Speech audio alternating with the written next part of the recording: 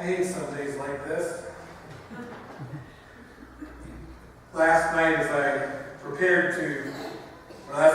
the sermon to bed, as I pressed save, just prior to putting myself to bed, I realized that it wasn't right. So I was probably going to have to do some editing this morning. And the sermon that I saved last night was the fourth or fifth iteration of my attempt to get out what I really wanted to say today. And I came in this morning all prepared to edit and realized I had to start from scratch. I'll still get to use some of it, but nothing I could put on paper worked. Now, it's said that preachers really only have one sermon, and they keep repeating it in different ways over time. I think I have three. Always overachiever. The first of my three sermons is Batman's cooler than anyone. And I've preached that more times than you know. The second sermon that I have in me that comes out again and again and again is both and, rather than either or. And the third sermon, and probably if I had to choose one, this would even trump Batman. Us and them doesn't exist. There's only we. Now, this sermon clarified itself in my mind right after the September 11th attacks in 2001. I had to preach something. I had to say something. And what I found myself needing to say, unable to avoid saying, was, there are no us. There are no us's. There are no thems. There's only a we. And I had this flash of insight that, for me, the definition of sin is whatever it is that convinces me that you and I are not kin. That's sin. Whatever it is that divides one person from another, one group from another, one people from another, that is sin. And I realized then that that message of there is no us, there is no them, there is only us, there is only me, that's the message I'll be saying until I die. Now, this morning, I had planned to talk about Thanksgiving, the history of it, the things that we think we know about it but don't really know about it, like they didn't serve a lot of turkey. They served eel and lobster and duck and goose and passenger pigeon. I was going to talk about that. I was going to talk about how it wasn't really a Thanksgiving celebration after all. It was a harvest festival, and those are two different things in the early American mind. And it wasn't even the first Thanksgiving if it had been a Thanksgiving. All of that was what I was going to tell you. And as I thought about it, that's kind of how I felt too. That isn't what needed to be said. And I thought to tell you about how Thanksgiving Day has, in more modern times, become have a balance point with something called the National Day of Mourning, a day that Native Americans lift up as a necessary counterbalance. And I do want to tell you part of that because this is such an amazing story, so I'm going to read that section. In 1970, it was the 350th anniversary of the landing of the Pilgrims in Plymouth. And Plymouth, Massachusetts goes big on Thanksgiving. They have parades and festivals and speeches. It's a huge reenactments, all sorts of things. And in 1970, at the 350th anniversary, they decided it might be a good idea to actually have a Native American participate. Only took them a while to think that that voice might be needed. So they asked the Wampanoag elder, a man named Frank James, or in his language, Wamsutta. They asked him if he would make a speech. And so he wrote his speech. And the planning committee read his speech and then asked him to rewrite his speech, and even went so far as to hire a PR consultant to rewrite it for him. and he refused to read the edited text, so they refused to let him participate.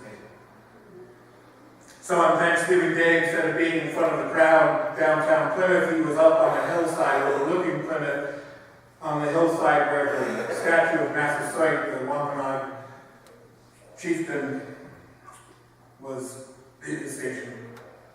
And he read his speech there. This is part of what he said. It is with mixed emotions that I stand here to share my thoughts. This is a time of celebration for you, celebrating an anniversary of a beginning for the white man in America.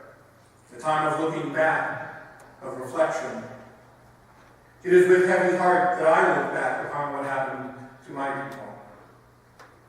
Even before the Pilgrims landed, it was common practice for explorers to capture Indians, take them to Europe, and sell them as slaves for 220 shillings apiece.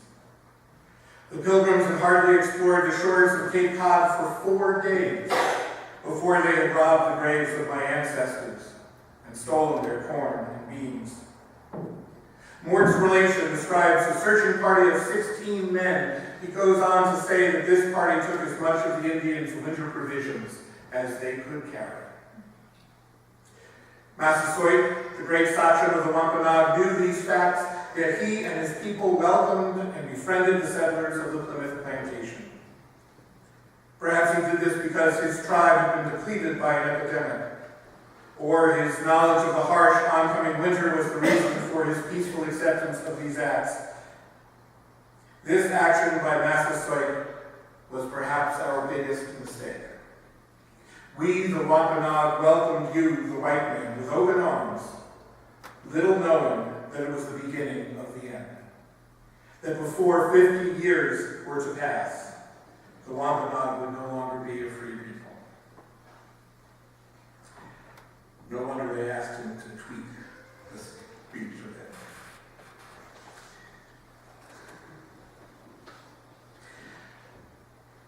This complex issue, which might not seem complex if all you think we're talking about is Thanksgiving and what should we do with Thanksgiving, or if all we're talking about is immigration and what should we do with immigration, but it's an issue that is so much larger than that, than any of those things. When we look back at the history of the United States,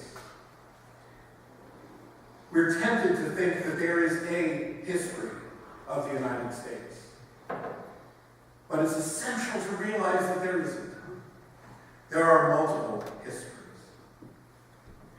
Recently, a group of about a half dozen of us met in the parlor to watch an amazing film called The Color of Fear, which brought together 8 men of different racial backgrounds to talk about their experience of race. And one of the things that came up over and over and over in the film was that for white people, by and large, we have the privilege of thinking our story is the story. Because, after all, that's how it's been taught. And as a heterosexual man, I believe my story is the story, because that's how it's been taught. And as a person of middle-class means and good education, I believe that the story and my story are the same thing, because that's how it's taught. In my office, there's a poster, and the poster says, the world in which you were born is just one model of reality. Other cultures are not failed attempts at being you. They are unique manifestations of the human spirit.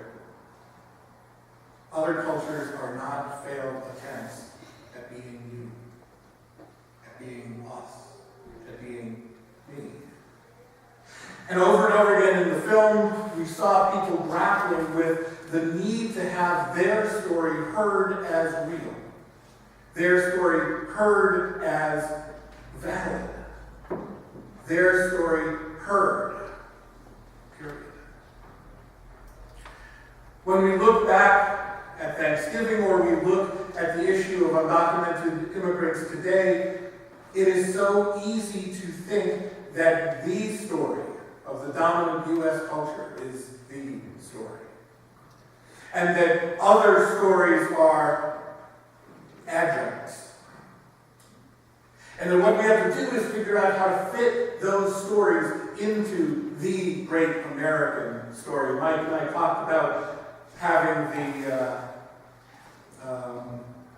Great American Melting Pot, which was in Schoolhouse Rock, years ago, the Great American Melting Pot. That story of America as the place where everybody could come and we could be homogenized. Doesn't sound so good when you say it that way, but that's what the story was, that we would all come and our differences would melt away and we would become Americans. And what that unfortunately really means is we were holding up an ideal that all people would come here and become white, heterosexual, male, middle-class, educated people. Doesn't sound so good when you say it that way. When I was in college, I was a sociology major, and one of my professors challenged the melting pot metaphor and said that instead we should be calling ourselves the Gumbo Nation, or the Jambalaya Nation, or even better, she said, the Tossed Salad Nation. Because in each of these, the individual elements retain their individuality while making something bigger than they could have been on their own. And so the reason I threw out the sermon I was trying to write was I was trying to write one sermon, and there are so many that need to be said, and yet I realized this morning there's only one. Whether we're talking about our need to help the homeless, us and them. Whether we're talking about the outpouring of sympathy from us to the people in the Philippines suffering in the aftermath of the typhoon, us and them.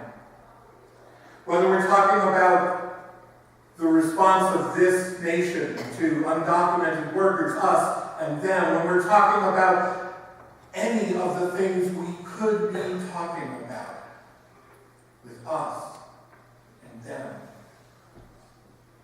we have to stop. That's the only sermon to preach. We have to stop seeing us and them and learn to see we.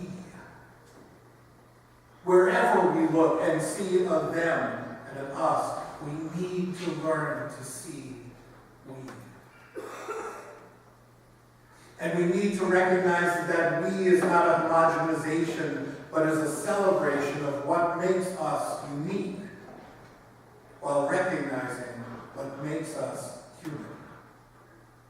Both and.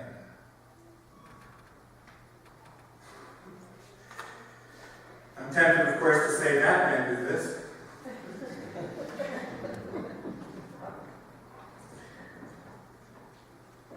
But the truth is, there is no harder work than seeing them as we. No harder work. Some of us are very proud because of the ways we have tackled this in this area or that area. There's always this area where they are still they and I am still I. We need to confront this us and them wherever it is. Because the only hope we have is to be the we. I've often said that Unitarian Universalist theology in a nutshell is we are one human family on one fragile planet in one miraculous universe bound by love. Unless we not only learn that, but live that,